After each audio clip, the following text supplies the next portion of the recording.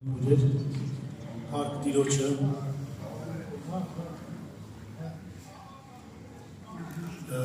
երկու բառ ուղղակի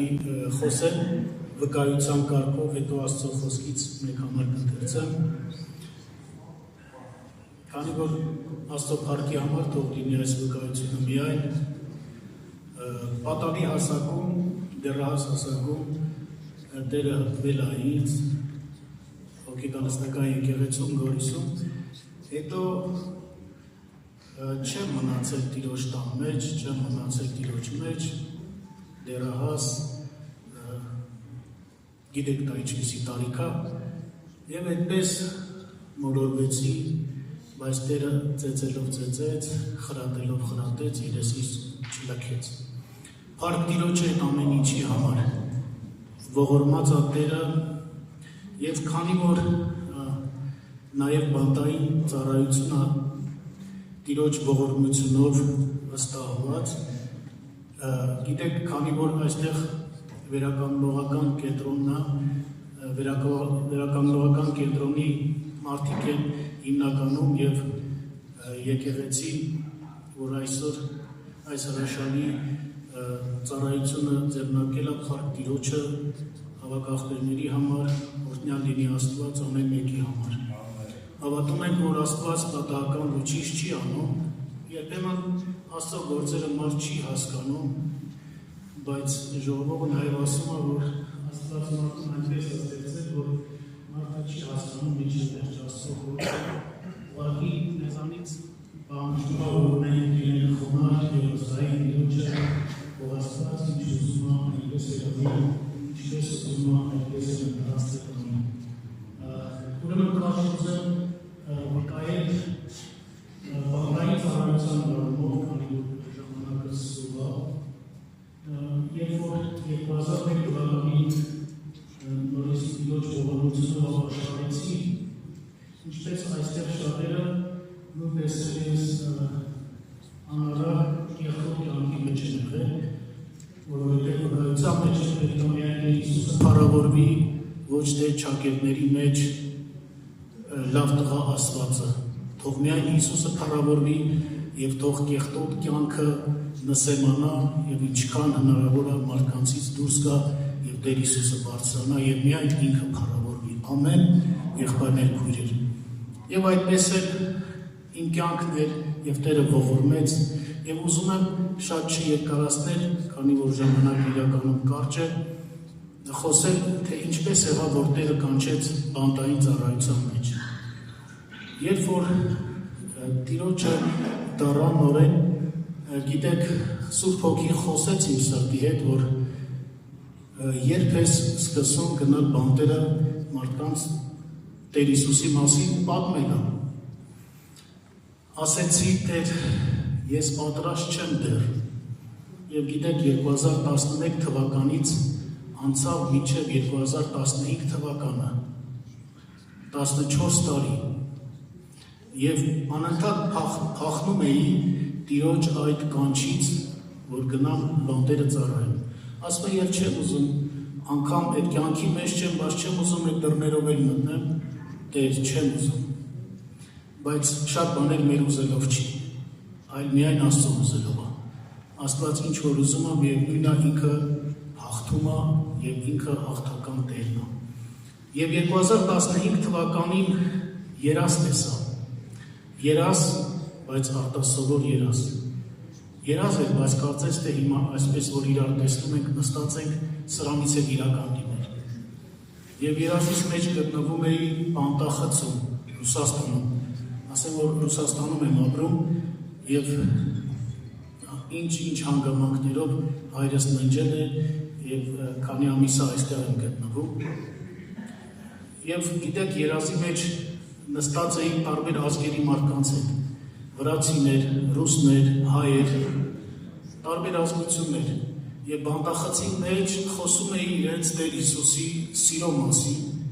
եւ խաչի գործի մասին, ավետարանի փրկությամբ։ Եվ արթնացա այսօրվա պես հիշում եմ, ժամը 6-ի մոտերն էր առավոտյան, Եվ այնպես իրական էր այդ ամեն ինչը, որ սարսում էր անցելի վրայով, եւ ես ինձ կպնում էի տեսնել ես իմ հոգի մեջ ա, թե ես դուրս եմ եկել։ Եվ ջուր խմեցի, նորից քնեցի, երազը շարունակվեց նույն տեղից, նույն բանտախցում, նույն մարդիկ, եւ հետո իրանց, այսպես են ասում, հետա բարեցի գաղութ բերդից, ես էլ իրանց հետ։ Եվ շարունակեցի այնտեղ խոսել, ասում էի, հայերը թող առանձնանան հայերին, հայերեն խոսեն, իսկ մնացած ազգություններին թարգմանությունով։ Հետո այդ գաղութի մեջ ես հասկացա, որ ես գտնվում եմ գաղութում եւ ասեցի, «Տեր, ես ինչ եմ անում ստե։ Միթե դու ինչ չես ողորմել, չես անել այդ կեղտի մեջից, այդ ցեխի մեջից, այդ զզվելի կյանքից, միթե դու ինչ չես անել, ես չեմ ուզում նորից թաթախվեմ այստեղ»։ Եվ Տերը այնքան հստակ է իր ձայնը, երբ ես խոստումդ կատարում, երբ ես գնում կալանավայրեր մարդկանց Տեր Հիսուսի սիրո մասին պատմես։ Եվ դա նոյեմբեր ամիսն է 2015 թվականը, ասեցի նոյեմբերին։ Գիտեք, ուրբաթ օր էր, երբ որ այդ երազը տեսա, եւ կիրակի օրը եկեղեցի գնացի, մեկ քուրիկ ունենք, հավաքույթից հետո ասեց Սպարտակ եղբայր, ուզում եմ մի բան առանձին խոսեմ, բայց առանձին։ Եվ ասեց, անգամ իմ շատ բարեկամներ չգիտեն սրա մասին, բայց իմ տղեն նստած է արդեն 3 տարուց ավել է։ Ես ուզում եմ, որ դու իրան այցելես, եւ իրեն ասել եմ առանց քեզ հարցնելու, եւ նա համաձայն է։ Եվ ինքը նստած էր Սիբիրի կողմերը, բայց նա չգիտեր ինչա կատարվել իմ հետ։ Եվ ասեցի կգնամ միանշանակ։ Եվ Տիրոջ ողորմությունով մոտ 2 օր գնացի եւ տեսակցության գնացի եւ սիրտը տվեց Տիրոջը ապաշխարեց։ Գիտեք, ինքը առաջին այդ ծառայության մեջ Տիրոջ ողորմությունով փրկված մարդն էր, որ Տերը ինձ կանչել էր այդ ծառայության մեջ եւ նա ազատվեց, եկավ եկեղեցի, մասնակցում էր հավաքույթներին եւ այս այդ ընթացքում եկա Հայաստան։ Գիտեք, եւ մի քանի օր անց Իրաքինը զանգեց ռուսել եւ ասեց Սպարտակ Արտյոմ сегодня утро умер։ Ես ասում եմ, ես ինչ ես խոսում։ Եվ անջատեց լացակումած, եւ հետո զանգեց իր մաման այդպես լացելով, ասեց մահացել է Արտյոմը, ասում եմ ինչ ա եղել, հա նստացի պատմի գնաք ինչ ա եղել։ Եվ պատմեց, եւ ես հիշեցի, որ նա ասում էր իմ վրա դեռ չբացահայտված գործեր կան, բայց որ այս անգամ էլ իմ հետևից կան, ես էլ չեմ ուզում վերադառնալ։ Եվ իրանք ապրում էին 12-րդ հարկում։ Եվ երբ որ եկել են իր հետևից, նա աջալներով, ռոստինայով կապել էր եւ 12-րդ հարկից իջել էր մինչեւ 5-րդ հարկ։ Եվ 5-րդ հարկից կտրել էր, ընկել էր եւ վերակենդանողական ռեանիմացիայի մահացել է։ Գիտեք, ես այդ ժամանակ չէի մխիթարում։ Լացում էի, ծոմ էի պահում, աղոթում էի,